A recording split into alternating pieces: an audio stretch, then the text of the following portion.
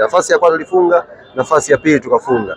Hiyo quality hiyo ndio sababu inayofanya Yanga tunashinda mechi nyingi, na ndio sababu inayofanya Yanga tunakimbiwa na baadhi ya mechi pindi ambako tunapangiwa kucheza nao. Kwa hiyo tunaendelea kujivunia kwa wachezaji wetu, na tunaamini kwenye mechi mbili ambazo zimebakia za ligi msimu huu tutakwenda kushinda zote, alafu tuchukue ubingwa wetu inshallah. Mechi mbili zilizosalia, tuna mechi na Tanzania Prison ambayo itapigwa away Mbeya. Tuna mechi ya mwisho ya msimu dhidi ya Dodoma Jiji ambayo itakuwa ni mechi ya nyumbani kwa Yanga. Kwa sababu bakia mechi mbili kwa mujibu wa ratiba ambao tuko nayo kwenye upande wa ligi kuu ya NBC, na zibakia mechi mbili kimahesabu kwenye kombe la CRDB.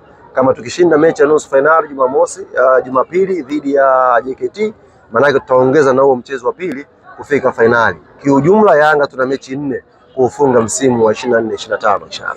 Hali kuna mabadiliko yamekuwa yakifanyika upande wa kikosi.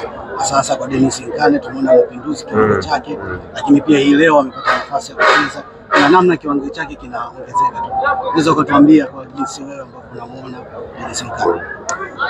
Kitu ambacho tunajivunia kuhusu Miloud Hamdi ni kutoa nafasi kwa wachezaji tofauti. Amekuwa na kikosi chake chote na anawaamini wote kufanya hiyo kazi. Kwa hiyo sio kwa Nkane peke yake. Nafikiri mnaona pia improvement kubwa ya Azizi Ndamwile katika kiwanja anavyokuwa anaingia na mchango ambao anaotoa. Kwa kila mchezaji ambaye kwenye bench na Miloud Hamdi anufaika na uwepo wake wa kumpa nafasi kila mtu. Kwa hiyo tunaamini kuelekea mwisho wa msimu watakuwa wamepandisha viwango vyao, na hata panga likija kupita kuna mtu huenda akabaki kwa sababu tu ya mechi hizi za mwisho, kwa sababu ameonyesha kupanda kiwango na ikawa ni faida wake na faida wa club kwa ujumla. Ali ameshinda mchezo huu mabao 3-0. Huenda ni mchezo ulikuwa unatazama sana kwa sababu pale juu tunaona kuna vita ya kusaka taji. Ushindi huu umekuwa na umuhimu kiasi gani kwa upande wenu? Kwanza umezungumza swala la 3-0. Maana yake unazungumzia clean sheet nyingine kwa Djigui Diarra. Na huu ndo msimu pekee ambao Watanzania mtajifunza kwa urahisi tofauti ya goalkeeper bora na bora goalkeeper. Sio kila mwenye miguu mirefu ni goalkeeper mzuri. Wengine wanaweza kuwa tu kama ule mchezo wa ngongoti zamani.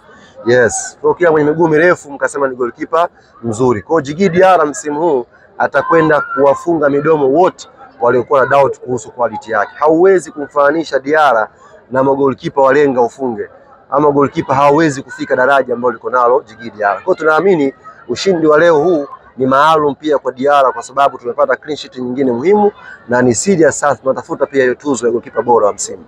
Tunazungumzia man of the match Maxim Pia Nzengeli. Yes, Maxim Pia Nzengeli amestahili kuwa man of the match kwenye mchezo wa leo, na ni mchezaji mtiifu kwelikweli kwenye klabu yetu. Niwape tu siri ndugu zangu waandishi wa habari, kipindi cha hivi karibuni wavimba macho fulani hivi walianza kujitumisha message, kupiga simu, na Maxi alinionyesha kila namba na kila message iliyokuwa ikimtafuta kwamba njoo huku sijui utafanyaje, lakini Maxim Pia Nzengeli akawaambia amekuja Tanzania, anayejua Yanga, atacheza Yanga, na kama ikibidi kuondoka Yanga ataondoka Yanga kwenda nje ya mipaka ya Tanzania kwa ajili ya kwenda kutafuta changamoto nyingine, sio hapa. Kwa hiyo kama kuna mtu aidha mnamjua au mnamhisi, kampeni hizi salamu. Maxim Pia Nzengeli sio daraja lao. Full stop. Ali, kwenye michezo minne ambayo imesalia kwa mujibu wako wewe, tushuhudie wewe una mujibu wako? Kwa mujibu wako, tutegemea kushuhudia mabadiliko kwenye kikosi ili kuwapa wachezaji wengine nafasi. Wewe pia ni coach ukiachana na msemaji pia. Wachezaji ambao wako nje, kwa mfano tumemkosa leo Pacome Zouzoua, lakini wamemaliza injury yake. Ilikuwa acheze lakini bado alikuwa hajafika 100% ya fitness level yake. Kwa automatic huyu mtu anaweza kwenda kutumika Mkwakwani. Halidi Aucho hivyo pia na Shadrack Boko. Kwa hiyo wewe ukashuhudia mabadiliko ya wachezaji kutokana na kurejea kwa wachezaji wengine na mahitaji ya huo mchezo wenyewe pale Mkwakwani.